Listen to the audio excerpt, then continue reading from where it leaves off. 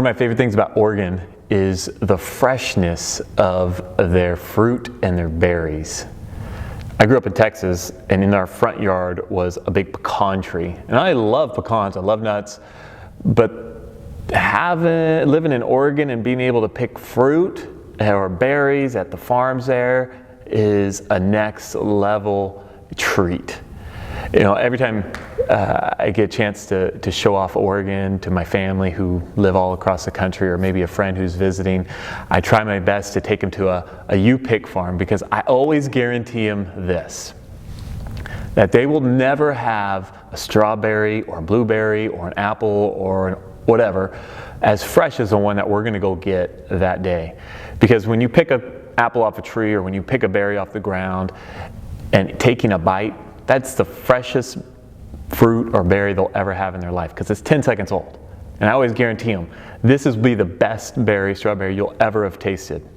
Especially if you've only tasted the ones in the store, like I had growing up in Texas. I'd only have fresh pecans. And fresh pecans, in my mind, don't really, there's no comparison, it's all the same. But a fresh strawberry, or a fresh apple, or fresh fill in the blank, is totally different. Now, what if I were to tell you I could guarantee that your prayer would be answered?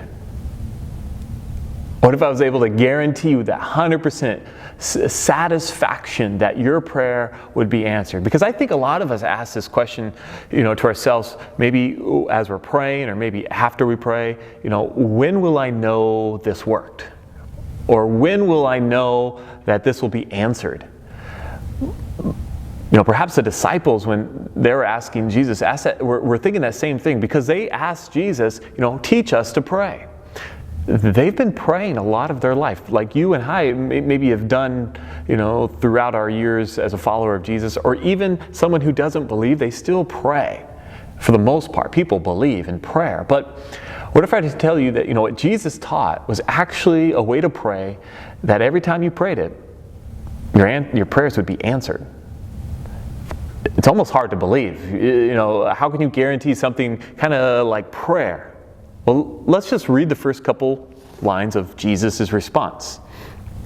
In Matthew chapter 6, verse 9, it says, "Pray this way." Jesus is telling them, pray this way.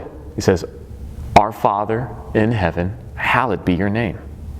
Your kingdom come, your will be done on earth as it is in heaven." And that's all we're going to talk about right there. Is if we were to just pray those lines, your kingdom come, your will be done, and that was our prayer, that would be enough. That would be a prayer that no matter what, it would get answered. Guaranteed. Guaranteed. There's stories after story after story of the Bible that talk about ways that God's answered prayers.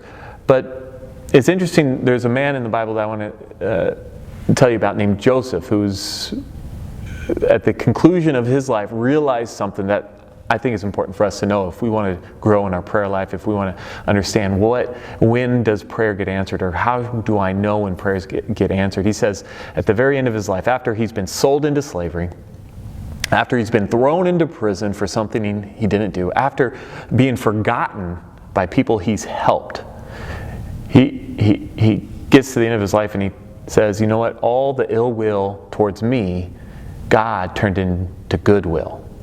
All the ill will that happened was turned into goodwill in the hands of God. Meaning, no matter what happened, God's will still provided. God's will still came true. God's will still came through the end of the day. And I think for us as we pray, we want to pray in a way that God's will come through no matter what.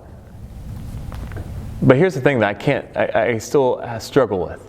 How do I know I'm in God's will? Or how do I know I'm close? How do I know that what I'm praying for is actually God's will? Well, I believe that when Paul talks about the fruits of the Spirit, that those are ways that we can measure if we're close to God's will. If as we're praying for God's will, as we're praying for His kingdom to come, if those fruits of the Spirit are things we see in us, though that means we're really getting close, or we're getting closer. So let me tell you about the fruits of the Spirit.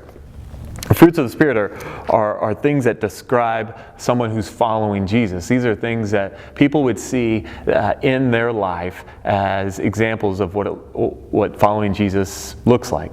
It's kind of a cause and effect. If you're following Jesus and you're in His will, this would be produced in you.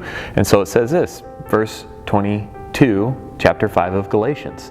The fruit of the Spirit is love, joy, peace, patience, kindness, generosity, faithfulness, gentleness, and self-control. And if you're beginning to see these fruits of the Spirit in your life, then I believe that you're praying in line with what God's will is. I hope that encourages you today.